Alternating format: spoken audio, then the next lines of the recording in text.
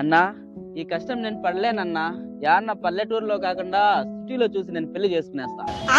ఒరే వీరుగా, నాకు ఈరుగా అనొద్దునా, వీరా నా పేరు నీకు తెలియదేమే?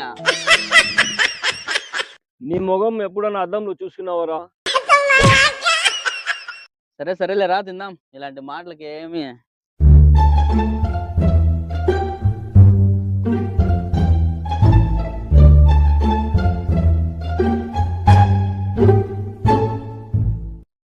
ఎలా అయినా సిటీకి పోయి పెద్ద పెద్ద విమానాలు, రైళ్ళు, పెద్ద పెద్ద బిల్డింగ్లు ఇవన్నీ చూడాలని ఆశగా ఉందన్న.